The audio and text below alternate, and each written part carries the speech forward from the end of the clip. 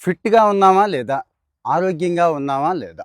చాలా చిన్న టెస్ట్‌తో మనం ఫిక్స్ అయిపోవచ్చు. అంటే మనల్ని మనం టెస్ట్ చేసేసుకోవచ్చు అని చెప్తున్నారండి. నేను కాదు.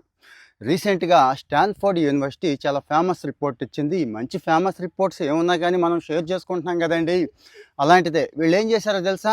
40 ఏళ్ల నుంచి 70 ఏళ్ల మధ్య ఉన్నటువంటి కొన్ని వేల మంది మీద 1, 2 కాదండి 12 ఏళ్ల పాటు ఈ టెస్ట్ చేశారండి. ఓసి ఇంత చిన్న టెస్ట్ ఎన్నేళ్ల పాటు ఎన్ని వేల మంది మీద చేయాలా అంటారేమో. చేయాలండి.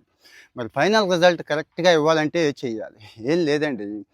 కూర్చొని లేవగలుగుతున్నారా లేదా? అంటే ఏ ఊతం పట్టుకోకుండా, ఏ కర్ర పట్టుకోకుండా అన్నట్టు. కూర్చొని అంటే నేను మళ్ళీ చెప్తున్నాను, ఇలా కూర్చొని లేవడం కాదండి. ఇలా చాలామంది లేచిపోతారు. పూర్తిగా కూర్చొని. మనం భోంచేసేటప్పుడు మనకు అలవాటు ఉంది కదండీ! బాసిం పట్టేసుకొని కూర్చుంటాం కదా! అలా కూర్చొని లేవగలిగితే అంటే మీ ఫ్లెక్సిబిలిటీ గానీ, మీ గ్రిప్ స్ట్రెంగ్త్ గానీ, మీ ఏరోబిక్ ఫ్లెక్సిబిలిటీ ముఖ్యంగా మనిషికి ఏరోబిక్ ఫ్లెక్సిబిలిటీ కూడా ఇంపార్టెంట్ అండి. ఉన్నాయా? లేవా? అనేది ఈ టెస్ట్ చెప్పేస్తుంది అంటున్నారు. మరొక్కసారి ఇదొక ఛాలెంజ్. చాలా ఐస్ బకెట్ ఛాలెంజ్, ఆ ఛాలెంజ్, ఈ ఛాలెంజ్ పిచ్చి పిచ్చి చాలా పెడుతూ ఉంటారు కదండీ! ఈ ఛాలెంజ్ ఒకసారి టెస్ట్ చేసుకోండి. భయపడక్కర్లేదు. అమ్మ లేవలేకపోతున్నానే అనిపిస్తది కదా! దానికి కూడా ఏం చేయాలో చెప్తాను. ముందైతే కాస్త ఫ్రీగా ఇలా కూర్చున్నాం కదండీ! ఇలా కూర్చున్నాం. చాలామంది పాపం ఏదో ఒకటి పట్టుకుంటే తప్పించి లేవలేరు. కొంతమంది ఇలాగ, ఇలాగ, ఇలా లెగుస్తారు. ఇది కూడా ఫ్లెక్సిబిలిటీ లేనట్టే గుర్తుంచుకోండి. చక్కగా కూర్చున్నాం కదా! ఇలా కూర్చున్నాం కదా! ఇలా లేవగలగాలి. ఇలా కూర్చున్నాం కదా! ఇలా లేవగలగాలి.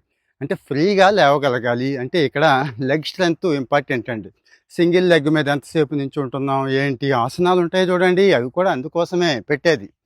సో మరి కాళ్ళు అనేవి చాలా చాలా ఇంపార్టెంట్ రోల్ ప్లే చేస్తాయి. కాళ్ళతో పాటు ముఖ్యంగా కోర్, అంటే కోర్ స్ట్రెంత్ బాగుంది ఈ మనిషికి, వీడు గట్టిగా ఉన్నాడు అని చెప్పడానికి ఇదిగో ఈ కూర్చునేది ఉపయోగపడుతుంది అని చెప్తున్నారు. మరి ఎలా అండి మేము కూర్చోలేకపోతున్నాం అనే భయం ఉంది కదా, ముందు స్టార్ట్ చేసేయండి. ఏది వాకింగ్ స్టార్ట్ చేసేయండి. తర్వాత చిన్న చిన్న రెసిస్టెన్స్ ఎక్సర్సైజ్లు ఉంటాయి చూడండి, అవి స్టార్ట్ చేసేయండి. తర్వాత కాస్త మెట్లు ఎక్కడం వగైరా, పిల్లలతో ఆడుకోవడం, చిన్న చిన్నవి అటు గెంతటం ఇటు గెంటడం, ఇలాంటివి కూడా వీలైతే వెయిట్స్ కూడా చేయండి. అంతేనండి.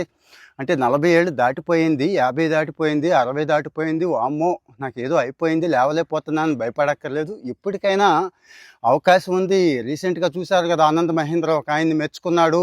60+70లో కూడా బ్రహ్మాండంగా మజిల్ బిల్డ్ చేసే అవకాశం, స్ట్రెంగ్త్ పెంచుకునే అవకాశం, ముఖ్యంగా కోర్ స్ట్రెంగ్త్ పెంచుకునే అవకాశం ఉందని చెప్పాడు కదండి.